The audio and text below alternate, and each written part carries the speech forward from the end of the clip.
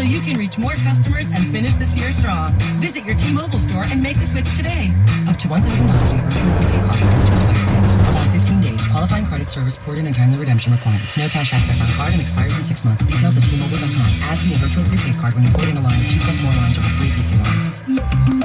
Please help the most vulnerable in our community get off the streets and settled into permanent housing. Join Sacramento Self-Help Housing's Housewarming for the Unhoused donation drive presented by Molina Healthcare on Saturday, December 11th, 8 to noon at Cal Expo's main gate. The theme this year is Warm It Up, Mix It Up, as the nonprofit is looking for specific new or gently used items such as blankets, towels, and pillows. Appliances like microwaves, coffee makers, and blenders. No furniture, please. Donations directly support a recently unhoused individual or family. Visit sacselfhelp.org. If you're passionate about customer service, don't miss out. Apply now. Find us on Instagram and Facebook as TELUS International United States. TELUS International. It's different here. Can lead to fearful investing, which could leave you in a bad spot, especially if you're trading on emotion. When tumult opens and closes the market, you need sound advice. Hello, I'm Mo Ansari, host of Market Wrap and president of Compact Asset Management. If fear has you in its grips, it's time to take a look at your investments. At Compact Asset Management, we specialize in providing complete wealth management solutions to help you reach your financial goals no matter where the market goes. Dial pound 250 on your cell phone and say talk to Mo for a free portfolio review.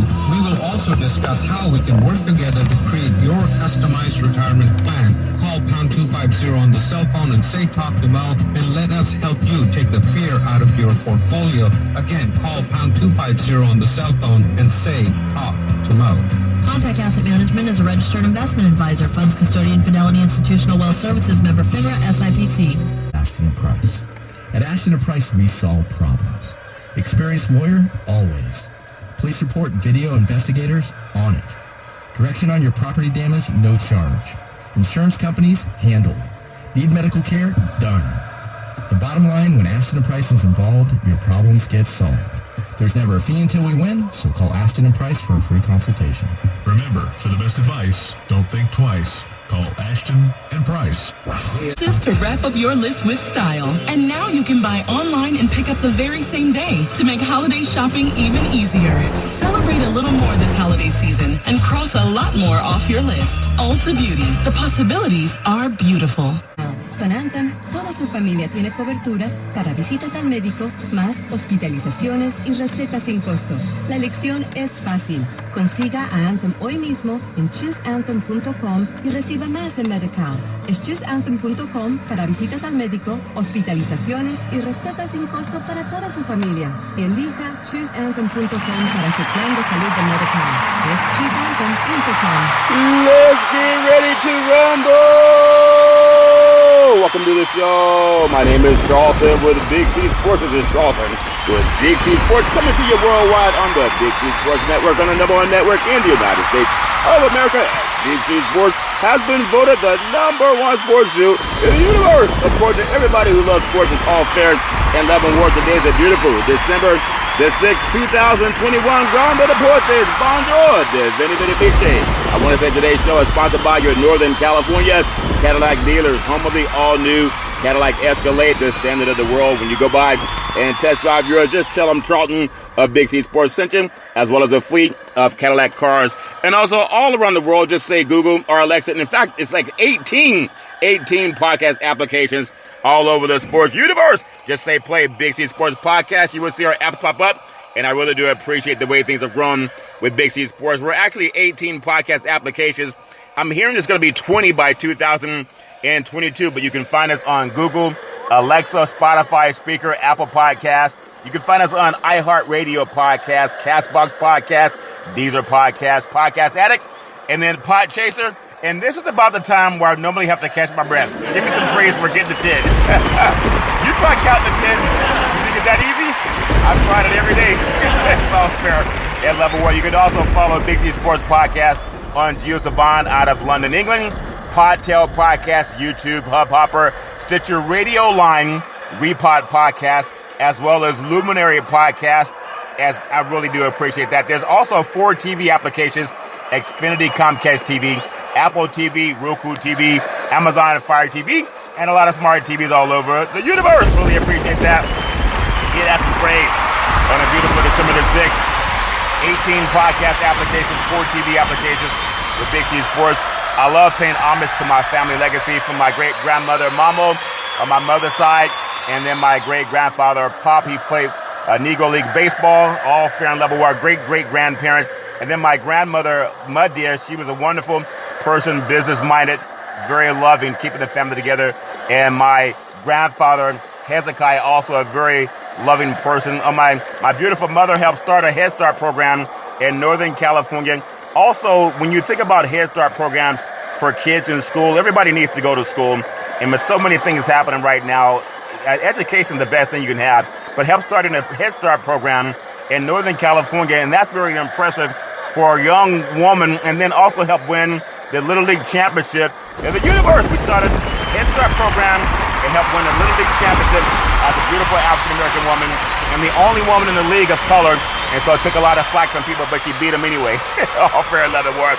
And then on my father's side, my grandfather called him Albert Curry, started 2 churches in Northern California, built the 3rd church in Central Valley of California, and then also owned 2 service stations in Oakland, as well as my grandmother, Alberta Curry, helping my grandfather run the churches as well as the gas stations and helping keep the family strong. And my father, retired Air Force fighter pilot and chief mechanic, helping the planes fly high so we could all stay safe.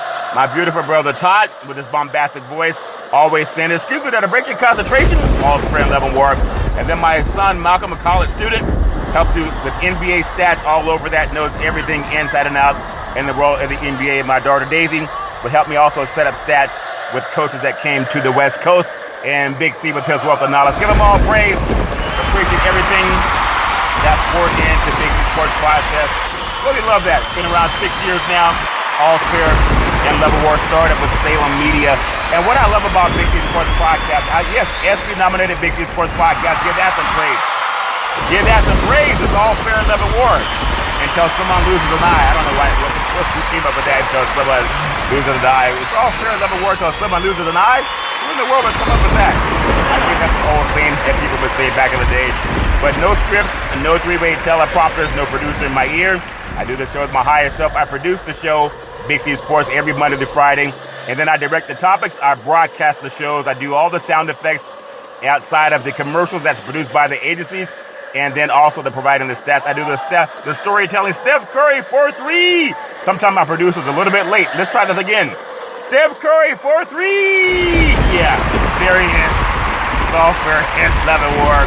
And then I upload the show to 18 podcast applications. In fact, it's done by the agency. It goes out to 18 podcast applications. And then 4 TV applications. Really do appreciate that. One of my favorite verses in the Bible that I love paying homage to is Genesis 13:15, where God said, "For all the land that thou seest will I give you, and thy seed forever." In the book of James chapter 4, verse 2 said, "We have not because we ask not." So if you want something to just ask, you got to always ask and give the good book some praise. All fair, and you can throw me some tithes also, 800-772-8624 for the tithe and offering.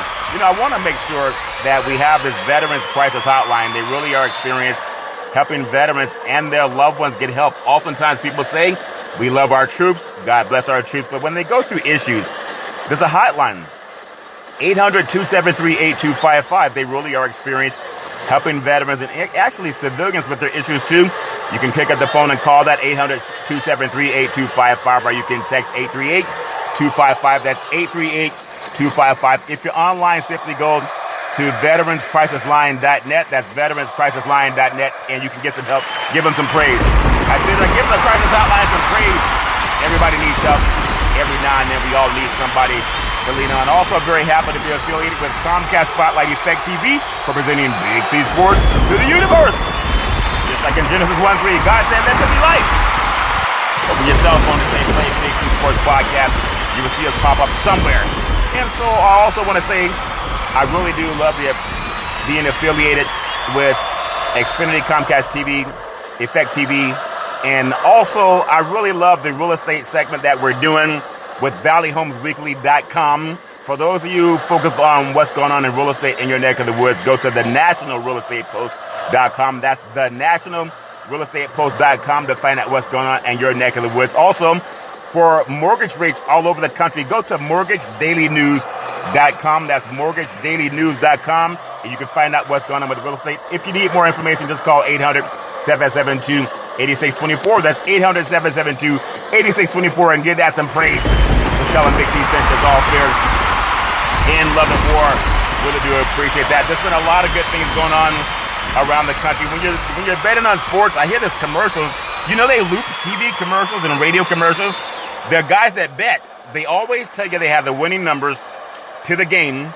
And I'm thinking, if the pot is only so large, why do they want to share that with you? If the pot is so good, why are they sharing the winning numbers? Because sometimes these guys are wrong, and they say the more money you give us, the more accurate we are. If that makes sense to you. And never bet more than you can afford to lose, because the casinos don't get built without people calling in and making those bets. Just be careful of that. I want to say thank you to Budweiser Zero. It has 0% alcohol, 100% on this game. Sports fans, when you're watching the big game, you want to watch it with the Big C burger. It's a tasty burger, and it comes with what's all the exotic meats. There's a lot of exotic meats.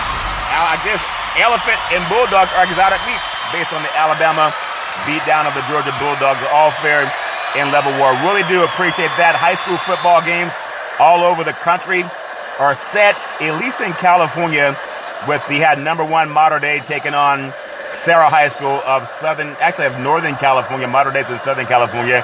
They're going to play the state championship game, I believe, on Saturday night in Southern California.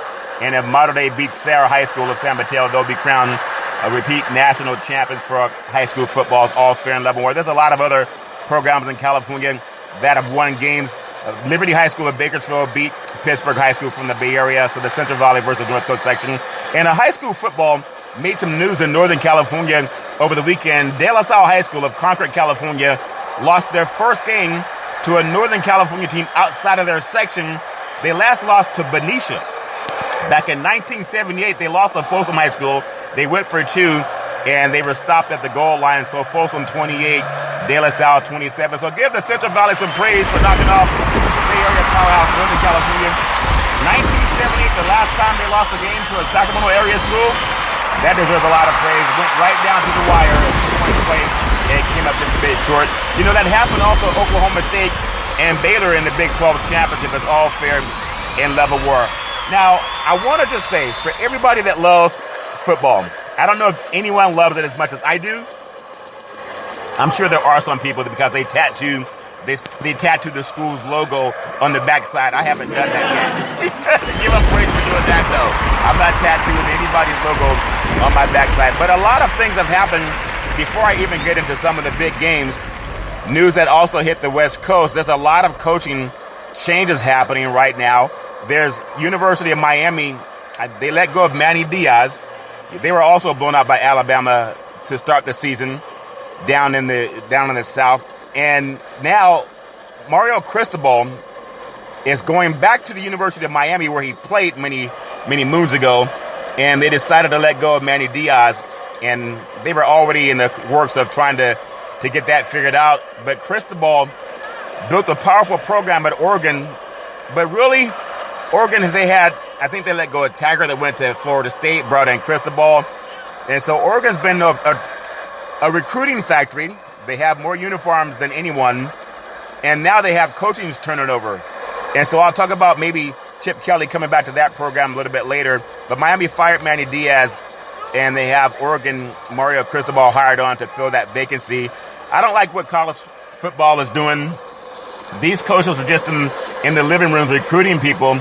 Not too long ago, UCLA, they wanted to get rid of Chip Kelly before this last season, and they had a big win over LSU, and then they lost to Fresno State, and they lost to Oregon, and they've been back and forth. And now Chip Kelly, they have a bowl game coming up, so we'll see what happens in that bowl game with UCLA. And, of course, the news was also made over the weekend that Notre Dame hires Marcus Freeman as head coach for the Fighting Irish. He was already part of Brian Kelly's staff. And the good thing about Freeman at Notre Dame, I think Ty Willingham had success at Notre Dame also, but they chased him out of there. And it's all fair and level war, but that's the coaching business. I think Freeman hopefully will have more success. A lot of the coaches that Kelly wanted to go after, they decided to stay with Notre Dame.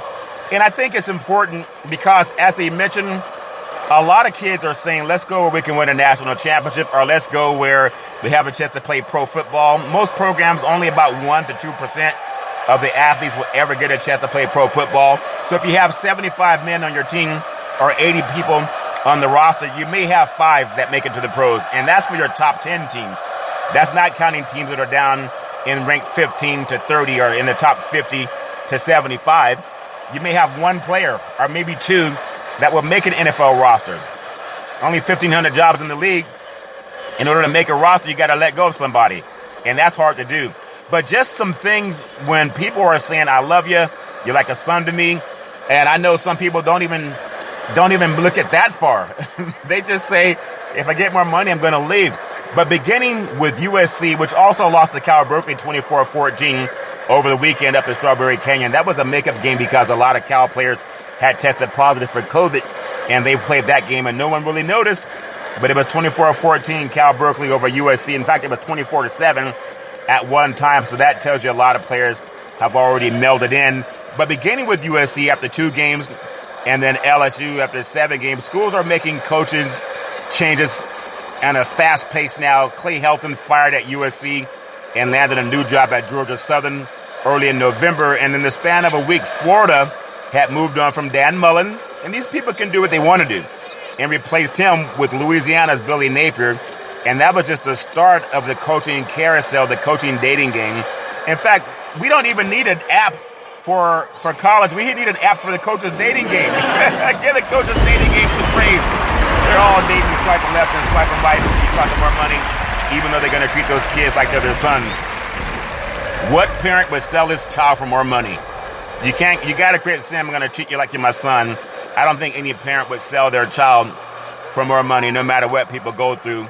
But when you think about it, all the talk about loving your players like you're their father, and then they leave. Isn't that something? What was it? Luke Skywalker had a fight with Darth Vader. He said, Luke, I'm your father. And then I think Luke proceeded to cut off his daddy's hands. What kind of a kid would do that? Somebody has some issues. That was just a movie. Luke, I'm your father. Then he cuts off his daddy's hands. Anyway, but the thing about everybody chasing more money, it was Lincoln Riley was rumored to go to LSU. You know how rumors get started. And he said, I'm not going to LSU. I told you. Well, they were a little bit unfocused in the game against Oklahoma State. The same Oklahoma State that Baylor just beat. Because he was already in talks with USC. They just didn't seem right in that game. Go back and watch it. That's the Lincoln Riley that's going to lead USC back to the days of glory. But he left Oklahoma instead. I was listening to a couple of Oklahoma players saying that he's going to be there for a long time until someone offers him more money because he loves his kids and his players like they're his own children. So his real children might want to be careful because someone might offer more money, he'll leave. It's all fair and level war, but Lincoln Riley said he said he was leaving Oklahoma, and he left last week, went out to USC, and he also took defensive coordinator Alex Gritch with him. And then there's a lot of news that came with Brian Kelly leaving Notre Dame, play like a champion, and he left for LSU. He's not even a Southerner. I think he's from Massachusetts. But he went anyway, so he's going to try to work those same back roads in recruiting the kids down at LSU that he had at Notre Dame, thinking that kids don't have social media. And they know that people leave them. People just swipe left and swipe right. Nobody really puts a lot of emphasis on, we're going to make sure you get a college education. They just got them in. Again, they were in households last week or even last year on their college recruiting to get new kids in. And then they just up and leave. They up and leave them like they don't even matter. And Notre Dame moved on. They elevated the defensive coordinator, Marcus Freeman, the head coach. I think that's a good hire. And the great thing about Marcus Freeman, when Brian Kelly tried to get some other assistants to leave Notre Dame also, and those kids that they love like their own children, and go down to LSU and find some new kids, well, the staff so far said no. They don't want to go. They want to stay at Notre Dame, which is a good thing, because I think about a lot of kids that leave their whole families and go to South Bend, Indiana for football and an education. And what I love about Marcus Freeman, I haven't heard this from anybody else. He says, when you look at your degree, what it may do for you after you leave college, and if you don't win a championship, or even if you do, having a degree from Notre Dame is going to open up more doors than showing someone your championship ring that's 20 years old. And I want to say, give that some praise. He deserves that. Nobody's talking about how, whether it's Lincoln Riley or Cristobal at Oregon or anybody of these coaches that are getting top dollar, no one's asking them about their graduation rate for their players because they don't give a damn. They don't care. They just want to know how much more money can they get. And so you think about that when you're the next recruit that's going to go to USC and play for Lincoln Riley. How many kids did he coach at Oklahoma that went on to get degrees? Or did he just leave them? Did he just leave them to their own? It's a good question to ask. Don't get all giddy about the money. He got a $100 million contract. Of course, people would take that. But he just left those kids out to dry. So Manny Diaz is out at Miami. Oregon, Mario Cristobal, he's gone. And he's at Miami now. There's a couple of other coaches that stayed because they were offered more money. It's some early signing period for recruiting is behind this athletic frenzy for a lot of the directors out there. They hope to finalize the hires to salvage the recruiting classes because Lincoln Riley's taken a lot of kids that were going to go to Oklahoma. They're going to USC now. They're going to be a national power, and it might happen as soon as next year. All you need is to get an All-American in every position that you're recruiting for and keep some of the top players that you have, and you'll find yourself in the top 10. You have a chance to compete for a national championship and a Pac-12 championship as early as 2022. I believe that.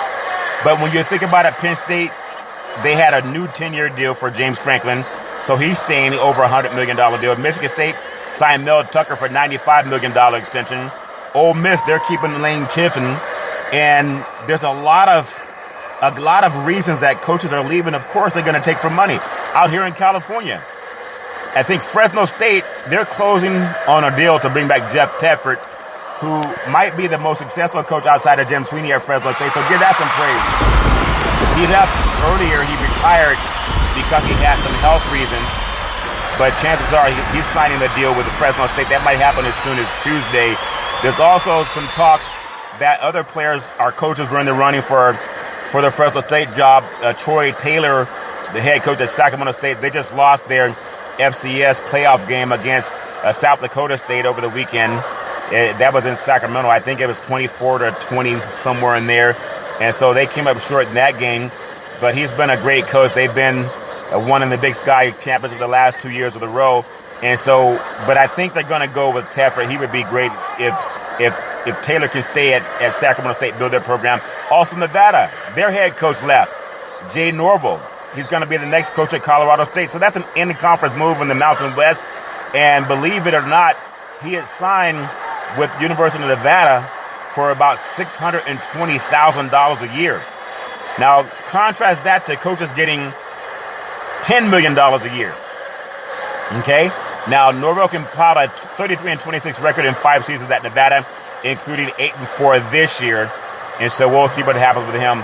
But it's all fair and level work. Coaches are going to go wherever they want to go. Players are oftentimes told, we love you like you're my son, and I'm not going to leave you or abandon you no matter what it is. People go through issues, and it's a shame that sometimes people let so many issues get in the way of things.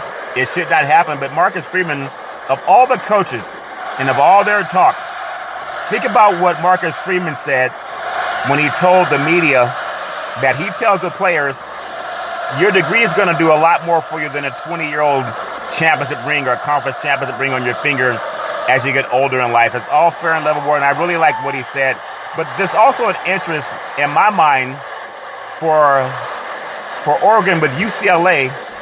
Mario Cristobal's out. Rumor has it he's having some family issues and wanted to go back to Florida to be closer to his mom, which is a great thing to do. And UCLA under Chip Kelly, 8-4 and 6-3 in the Pac-12 coach Chip Kelly, immediately named as the odds-on favorite. He may have already signed by the time I'm off the program today. And then there's a talk that BYU's Kalani Stacky stay at BYU, built a good program at BYU. It's all about money. And then Cal's Justin Wilcox, I don't know why they would want to bring him in. What has he done for Cal Berkeley over the last couple of years that he's been there? Not much. But you think about UCLA, they won his last 3 games of the regular season. and earned a bid to play in the Holiday Bowl. So Kelly, he knows the back roads of recruiting in Oregon, and he actually took them to a national championship where they lost to Ohio State 2015, and then they went to the Rose Bowl, and they won a Rose Bowl. And so he's a good coach, knows the back roads of Oregon. That might make sense if he were to go back to Oregon, if they're going to give them some praise. Hey, give money some praise and big money some praise. It won out. It always seems to win out, and it definitely won out for them. It's all fair and love and war. I'm going to tell you, there's a lot of good things that have happened in the world of college football, especially when I think of what happened in the bowl games that are probably going to be must-see TV for many of them. Not all of them are going to be must-see TV, but there will be a lot of bowl games that are going to be must-see TV, and just a couple of them that are going to make you wonder how it took so long to even talk about getting the expansion of college football in the playoffs to where they will have 12 games. Citrus Bowl is going to be a great matchup with, we have Iowa, number 15, Iowa versus number 22, Kentucky. That's a matchup. Only another, I think, that's another SEC versus Big Ten matchup. The Big Ten has gotten the better of, actually the SEC's gotten the better of the Big Ten, but it might return the favor this year with Michigan get the chance to take on Georgia. There's another game that I like in the Independence Bowl. It's like the acronym bowl. BYU versus University of Alabama. Birmingham, okay? Make sure you put Birmingham on the end of that for BYU. Anytime you can watch BYU, you should do it. They have a great offense. They like to get the ball in the air. They've also played pretty decent physical defense. You know, they lost a game to Baylor this year. Big 12 champion. No shame in that game. They also beat Utah, the Pac-12 champion. So they've been around the block, and they've had some success up at BYU on their whole program. Doing great. The Outback Bowl, you have number 20 Arkansas taking on Penn State. That's going to be January 1st for New Year's Day. And now think about the SEC versus the Big Ten. That's another one. Penn State and Arkansas, the Nittany Lions, and also the Razorbacks. I just got to do it because I'd be remiss if I didn't do it. It's sponsored by the Big C Burger. It's a tasty burger, and it comes with what's all those exotic meats. Last I checked, a Razorback and a Nittany Lion were exotic meats. So that should be a great opportunity to see the Southern style of football versus the Northern California football. When I think about all of the talk about coaches and where they're going to go and who's going to have a better team than the other, Las Vegas Bowl, Arizona State versus Wisconsin. That's a Pac-12 Big Ten matchup. Used to be the granddaddy of them all, is where they would meet at the Rose Bowl in Pasadena. But Las Vegas Bowl has done an excellent job of getting some good matchups for years, and that has not changed. Now they play at Allegiant Stadium as opposed to the campus on UNLV, which is kind of an outdated bowl game if you looked at it from that point of view.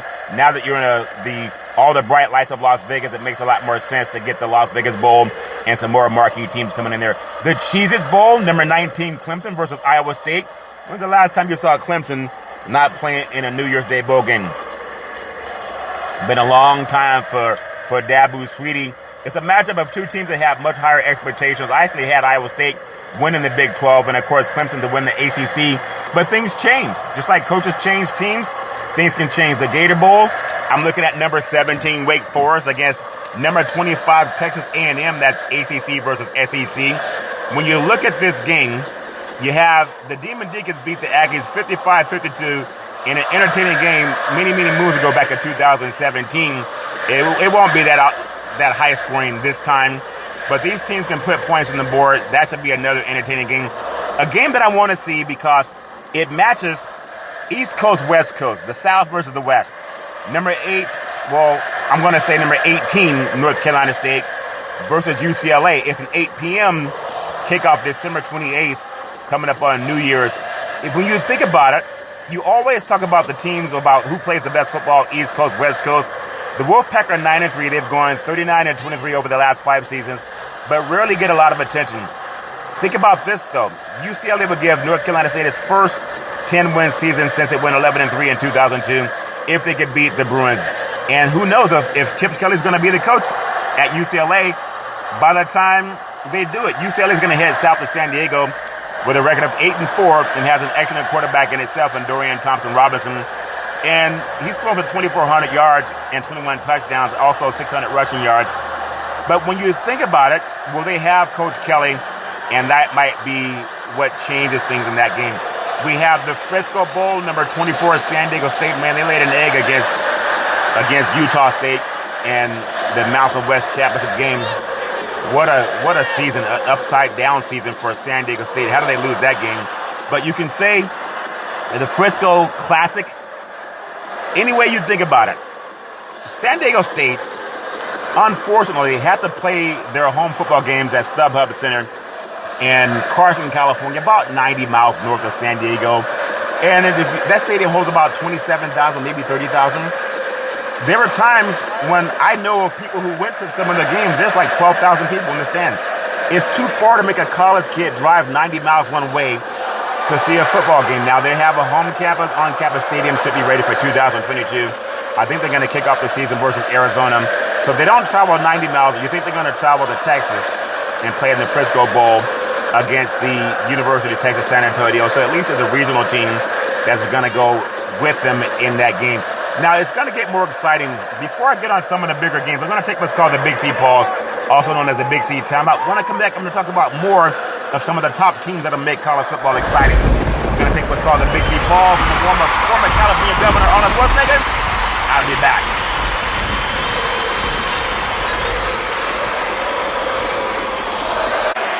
All right, we are back from the Big C pause, also known as the Big C timeout. You can follow Big C Sports 24 hours a day, 7 days a week on 18 podcast applications, soon to be 20, and 4 TV applications all over the universe.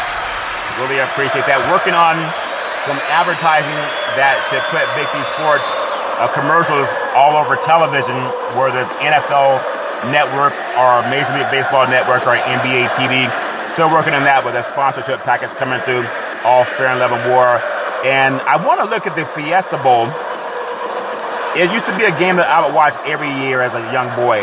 Number 5 Notre Dame versus number 9 Oklahoma State. Would you believe Notre Dame won their last national championship with Lou Holtz in the Fighting Irish? They beat the West Virginia Mountaineers. I think it was Major Harris versus Tony Rice as 2 African-American quarterbacks. And they made a big thing about that. And I believe Notre Dame won 34-14. I might be wrong about the score, but I think it was 34-14 or 34-21. But that was way back in the day. Last time Notre Dame won a national championship, it was actually at the Fiesta Bowl. Now they're taking on the Oklahoma State Cowboys, with just both of them missed the chance of being invited to the Final Four of college football. But I think Marcus Freeman, his first game in charge since he's replaced Brian Kelly, who quit, and he's going to the Fiesta Bowl to face a team that had a chance to also go to the Final Four. And again, he's going back to the same stomping grounds where Notre Dame won their last national championship, and that was way back in the 90s. So if Oklahoma State had beaten Baylor in the Big 12 championship, they needed about another 6 inches to get the ball across the goal line as they went for 2. Then they would have maybe had a chance to get Cincinnati out of the Final Four. I still think somehow, some way they would have put Cincinnati in. Despite the Bearcats being 13-0, people were saying they were going to lose out on a Final Four appearance. And then they also beat Notre Dame earlier under Coach Kelly. So we'll see what happens. I think this should be a good matchup of Notre Dame's power versus Oklahoma State's speed. And I think Notre Dame, at least physically, should be able to handle that game. In the Sugar Bowl, Baylor versus Ole Miss. I liked how they regionalized this game. You have 2 teams out of the South, one out of the Southwest with Baylor, Ole Miss out of the South. Entertaining offenses should be one of them. I think Baylor's a very good team. We saw that in the game against Oklahoma State. And then Ole Miss, they like to put the ball in the air.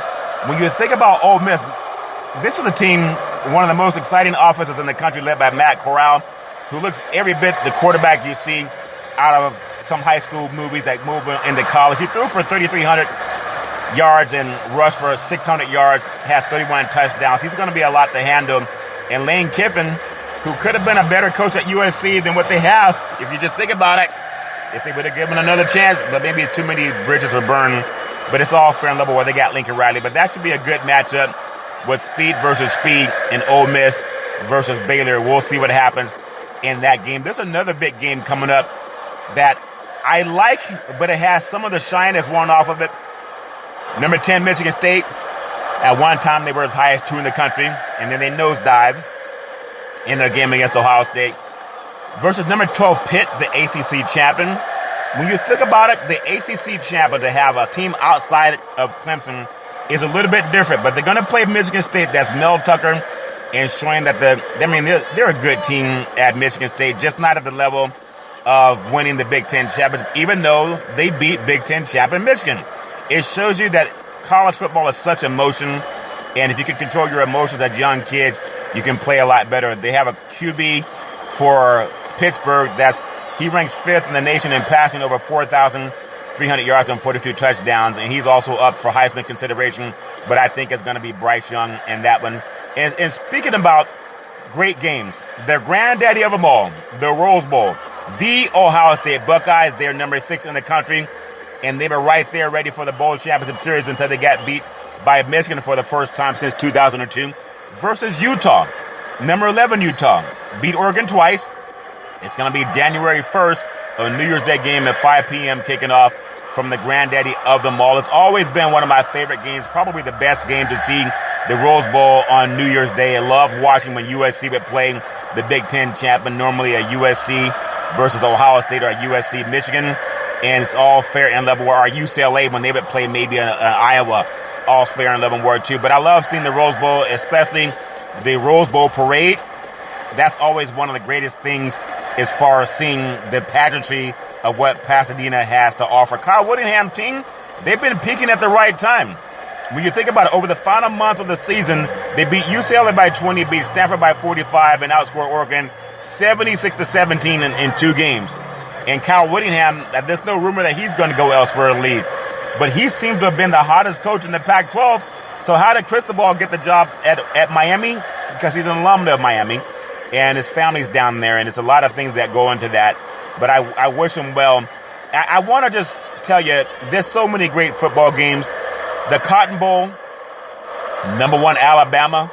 No one should ever question Nick Saban again. You can, but it doesn't make any sense. He'll call you a stinking rat. But versus number 4 Cincinnati. You wanted to get in? Okay, you're in. December 31st at 3:30 p.m. Anybody in the mood for a classic battle, David versus Goliath. College football playoff semifinal, 7-time national champion Nick Saban and the Alabama Crimson Tide go up against Cincinnati, the first time a non-Power 5 team gets into the Final Four. But Nick Saban looks to win his 7th national title at Alabama, and he also already won one at LSU, and then his coaching career too. I mean, think about it. That would be number 8. Like he's in Tom Brady territory. But he's going to have to get past as a Cincinnati, a team they cannot overlook.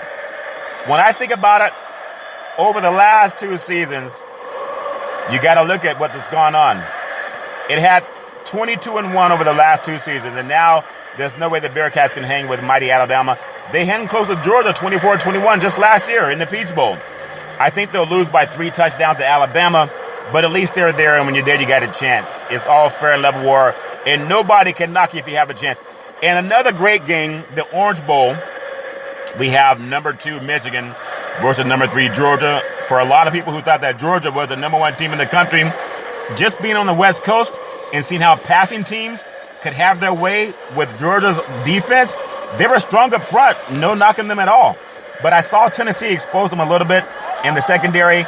Also watching the film of Clemson versus Georgia, I mean, anyone on any given Saturday can win, but I've seen better teams that cover the pass than Georgia, and I think Michigan has a mix in that run-pass option. Don't just try to go 3 yards in a cloud of dust, and they'll have a chance. Both teams are very solid up front. It wasn't easy to decide which playoff game that I would put as number 1, but I think Michigan and Georgia is going to trump anybody out there, maybe outside of Ohio State and Utah. Just a thought. But the Orange Bowl has 2 big brands, Michigan and Georgia. They're going down to the South where a lot of the SEC teams play. So I don't know if that's going to have anything to do with the humidity. It's not going to be humid down on the 28th. I think that game is going to be played actually on December 31st. So no humidity to be a factor. But Georgia, based on what people thought, very dominant throughout the season. Not only did it win its first 12 games, but never allowed more than 17 points and won by an average of 33 points per game. But they were in the SEC. If they were in the Big Ten, maybe they wouldn't have had such success. Remember, Michigan lost to Michigan State. Michigan State lost to Ohio State. Teams beat each other. And the SEC is pretty much Alabama and Georgia all the way through. I mean, you can Google it. Hardly any upsets in the SEC. There were upsets in the Big Ten. So Michigan kind of flew under the radar. I think they'll have a successful game against Georgia. Just watch what Alabama did, and gotta have a quarterback who can do what Bryce Young was able to do, which I think had just won the Heisman Trophy. It's all fair in level war. So that's college football. I wish everybody nothing but the best when it comes to who is going to win the college football national championship. I do want to take a little bit of time just to mention the Heisman Trophy watch. And for the Alabama Crimson Tide, it'll likely become the second program in 5 years to have back-to-back Heisman Trophy winners. And Alabama Bryce Young became the overwhelming favorite to win the award. I had picked him with Big C Sports after they beat Miami in the first game of the season. Now, he was in the mix for the Heisman all season, but did not take hold until he beat Auburn. That 98-yard drive to beat Auburn in the Iron Bowl, and then to do the same thing against Georgia. They were down 10-0 in both of those games. Plenty of other players should be considered as finalists. Not many first-place votes should be given to them.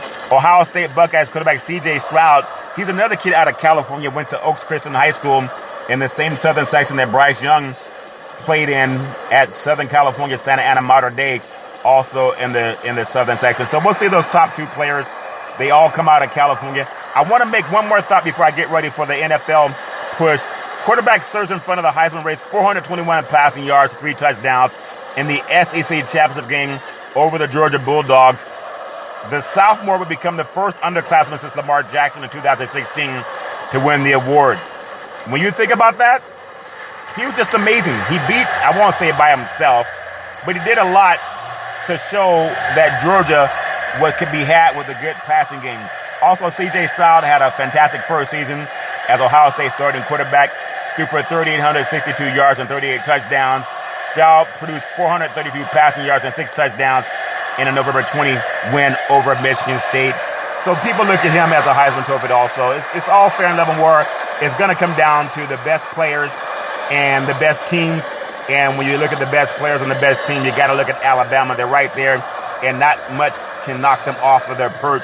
And that's my story, and I'm going to stick with it. Congratulations to any one of you players that get the Heisman Trophy. It's all fair and level war. Still going with Bryce Young.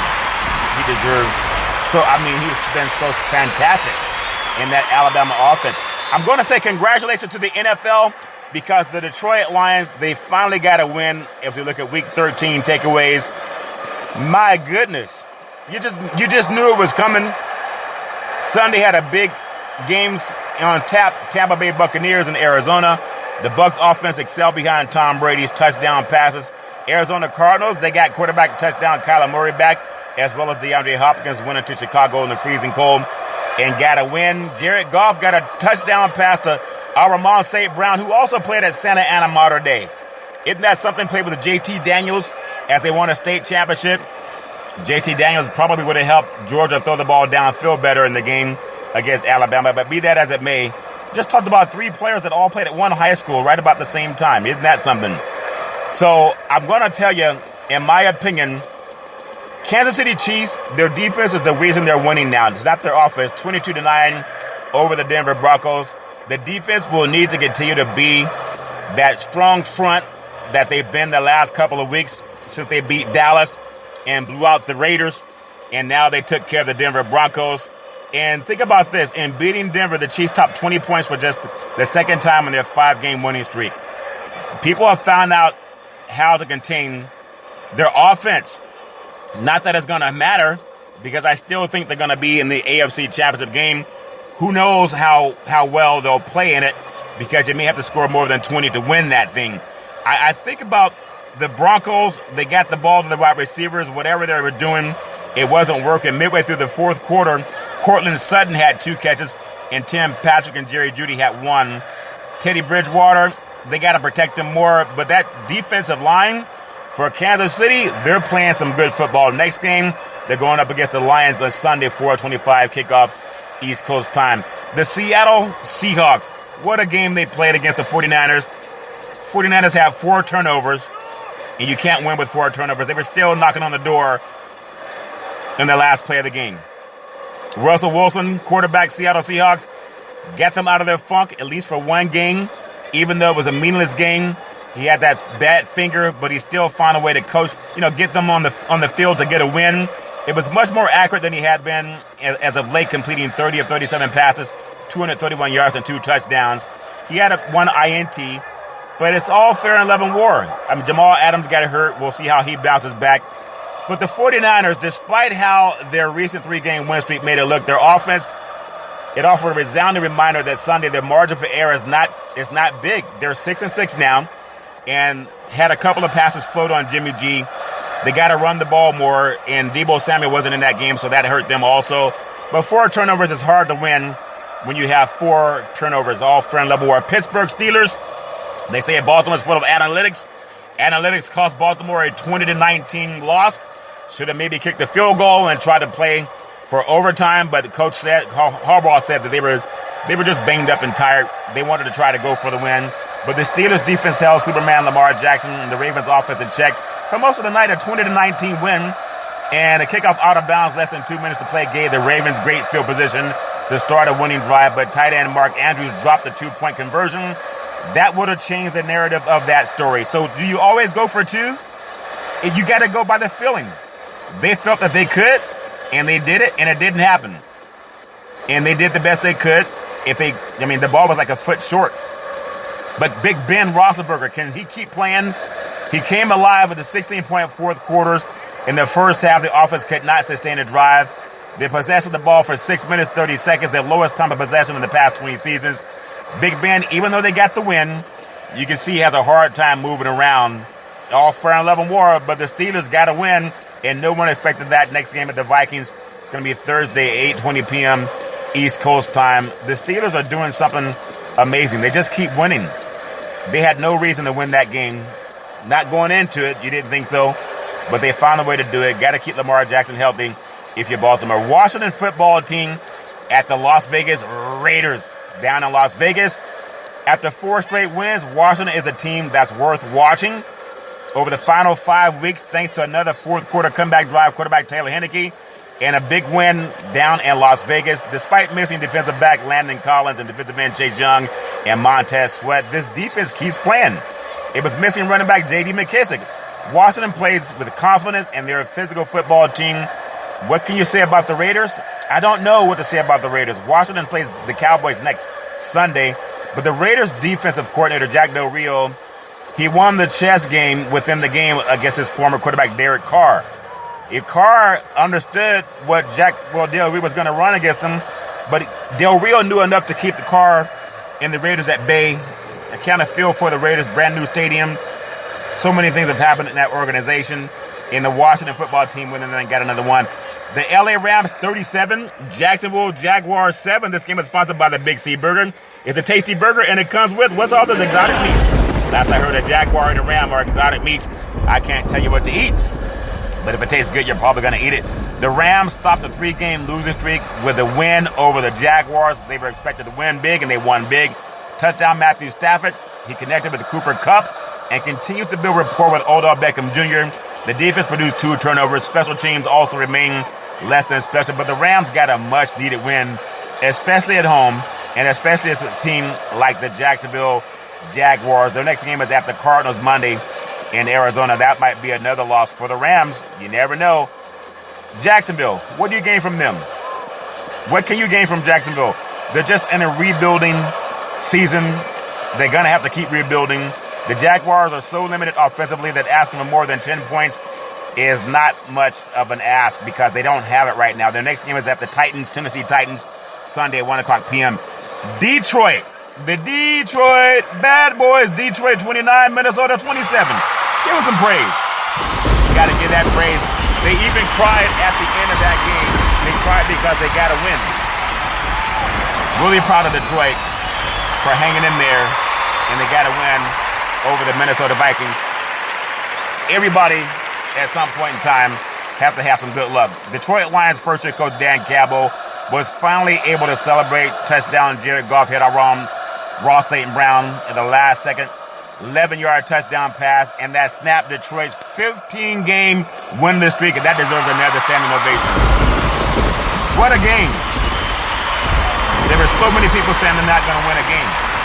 So they got a tie with Pittsburgh and a win over Minnesota. So much for the Vikings. Man, they lost 2 in a row now. So Detroit had not won a regular season game or preseason in nearly a full calendar year going back to December 6th of 2020. But they found a way to get this done.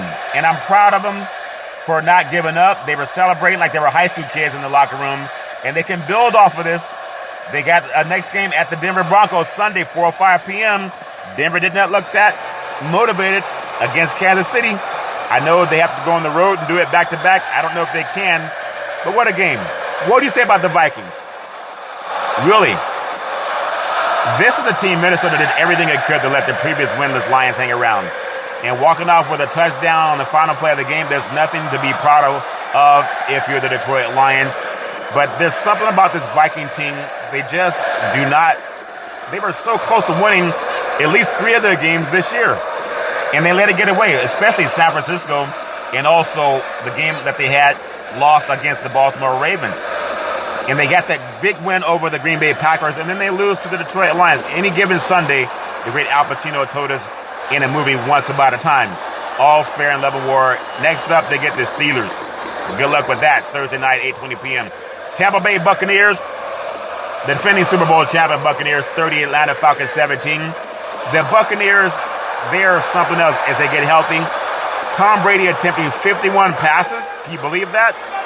4 touchdowns, 2 to tight end Rob Gronkowski and wide receiver Chris Godwin. A single game franchise record with 15 catches, the most in an NFL game this year. Brady's first 2 scores came on a pair of 3-yard passes. Running back Leonard Fournette, and then also tight end Cameron Bart. Without safeties, Jordan Whitehead, the calf injury, and Mike Evans suspended. Tampa Bay, they're a big-time team. I know they got blown out in Los Angeles against the Rams, and they've dropped a couple of games that they maybe should have won. They beat the New England Patriots by a field goal that missed, hit the upright for New England. But this is a team that just keep hanging around. They beat Dallas on the last-second field goal. But I like what they're doing down in Tampa. Tom Brady right now, could you call him maybe MVP? Maybe too soon to do that, but definitely in the conversation for a 44-year-old man. And then you look at Atlanta Falcons. Don't know what to say about that. Cordell Patterson had 78 yards on 13 carries. If he has 78 yards on 13 carries, why not run him 25 times? Same thing happened in the Super Bowl when they give it the lead, 28-3 lead. They have a running game, but they don't use it all the time. Got to get Matt Ryan's numbers up, I guess. I don't understand the Falcons, but they play the Panthers Sunday, 1 p.m., all fair and love and war. Maybe they'll run the ball more next game. The Los Angeles Chargers with a 41-22 beatdown of the Cincinnati Bengals, and give that Los Angeles Chargers. Go on the road, you got to win. As I said they would. I didn't think they'd win by that much, but they did. 41-22. Touchdown, Justin Herbert doing his thing. Running back Austin Eckler did his thing. First career game with multiple fumbles. Quarterback touchdown, Justin Herbert was sacked 4 times and threw a pick. But you know what? It was enough to come back and win. Anyone that questions touchdown Joe Herbert, Justin Herbert's amazing. It reminds me of Billy Joe Herbert that played at Washington back in the day. Big kid, had a strong arm.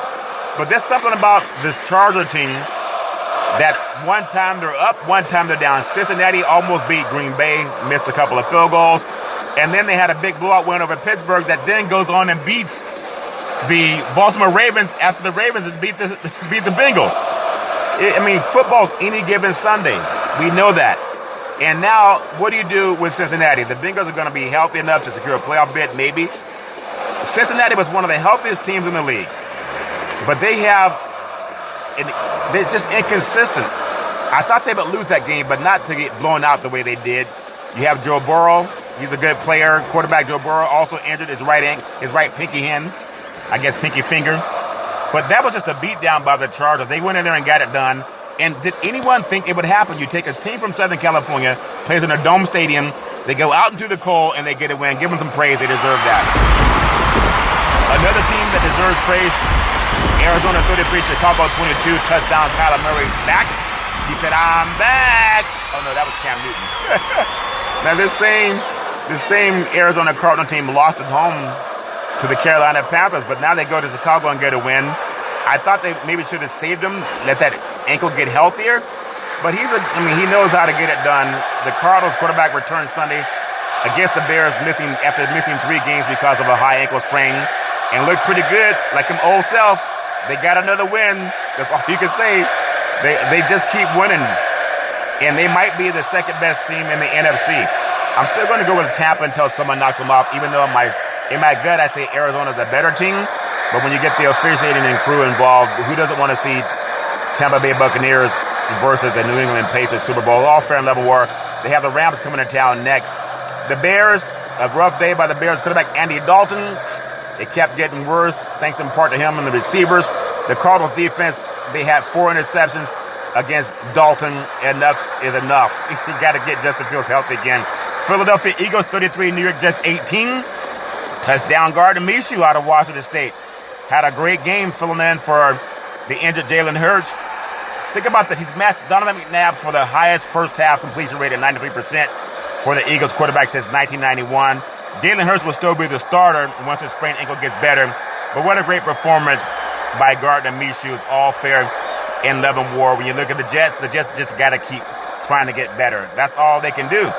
All you can do is try to get better. 33-18. Give Robert Saleh a chance to get his own crew in there and build them. Don't keep trying to get rid of coaches. Give them a chance to come and build that team. All's fair in love and war, and that's what I'm pulling for. Indianapolis Colts 31, Houston nothing. Not too much to talk about that, but the Colts moved back above the 500 mark, and they should have, and they did, with a resounding win over the Texans. Everybody's hurting for the Texans. Can Jonathan Taylor crack the 2,000-yard mark? Probably not. He only has 1,348 yards rushing with only 4 games left. So they want to save him for the playoffs, but I tell you, probably the best running back in football now that touchdown Derrick Henry is not around. For the Texans, just look forward to next year. All fair and level war. Miami Dolphins 20, New York Giants 9. Until the Dolphins develop more consistent run game. Tua Tagovailoa, a lot of attempts, a lot of short, quick passes. That's the key for success. 30 of 41, 244 yards and 2 touchdowns. You got to give him the chance to show those short passes, and you have a chance to win. What to say about the New York Giants? I don't know. Not much you can say about them. I know it doesn't matter who's the quarterback, offensive coordinator of the Giants. Hard to watch them play. Quarterback Mike Glennon, who was playing for injured Daniel Jones. They are 4-8 on the season. New York City's finest team. All fair and love and war. I don't know what else to say about those teams. But that's NFL football for you. And then tonight's the night over in Buffalo. What a game they have. At least a game that I'm saying. And I'm going to pick the New England Patriots to knock off the Buffalo Bills. The game's already underway. The point spread was having the Bills were a 3-point favorite. I still think this is a game that Bill Belichick will go in and find a way for the Patriots to win. I'm telling you there's something about it. They're saying the wind's going to be about 30 miles per hour. Kickoff already happened at 8:15 p.m. Eastern Standard Time. But I'm telling you there's something about the New England Patriots. They figured out how to stop teams from scoring more than 20 points. Their defense is amazing. And people keep talking about, can the quarterback battle persist in this game? It's about defenses. And I think Bill Belichick has shown us that the Patriots have forced 25 turnovers. That leads the NFL with 19 interceptions. They've also allowed a league low 6 rushing touchdowns. They boast the NFL's 7th-ranked scoring offense, averaging 28 points per game. If they go in there and win 28-20, is anyone going to knock Bill Belichick? But the Bills also, the weather's bad, so it takes away a lot of what Josh Allen can do, in my opinion. Josh Allen's the same Josh Allen that lost to Jacksonville. Okay? I just feel it's about the defense and it's about Bill Belichick. When you think about it, these teams, if they go, I think they're looking at the over-under might be 40 points. There's no way I see a Bill Belichick team giving up more than 3 touchdowns in this game. And I don't see them being held under 3 touchdowns and maybe a field goal or maybe 4 touchdowns. All fair and love and war. That's why I'm going to go with who am I? I'm just a person picking them. They have their own, they got their own skin in the game, if that makes sense to you. I'm going to go with New England to knock off Buffalo tonight. It's all fair and love and war. Got a quick NBA schedule. A lot of games tonight. Philadelphia, December the 6th, Philadelphia at Charlotte. OKC at Detroit. We have Washington at Indiana. Memphis at Miami. Games already underway. These games. Denver is at Chicago. Chicago's playing good basketball this year. Cleveland is that defending world champion Milwaukee Bucks. And the Atlanta Hawks at Minnesota, the Timberwolves playing good basketball. Also San Antonio, they've been winning a little bit of games lately. They're at Phoenix down in the Valley of the Suns. Orlando is up in the Bay Area at the Golden State Warriors. That game tips off at 7 o'clock p.m. And the LA Clippers are up north at the Moda Center against the Portland Trailblazers. It's all fair and love and war. May you all be safe and enjoy a beautiful December the 6th. Back in the day, there's a man by the name of Drew Boudini Brown. He was known as Muhammad Ali's right-hand man. He would always tell Ali, you flow like a butterfly, you lean like a bee, rumble, young man, rumble. With all you've got to use, how can you lose? Ali would say, I'm so pretty, I can't possibly be beat with all these big sea rivers to make me light on my feet. That's why I'm rumbling, young man, rumbling. It's all fair and level war. My beautiful mother always says there's never ever an excuse for racism or domestic violence. If you know any man, woman, or child going through that garbage, pick up the phone and ask for help. Because no man, woman, or child should ever have to go through that garbage on their own. As we always tell you on every Big C Sports Show, we thank you, we appreciate you, and we hope that you have a super fantastic day.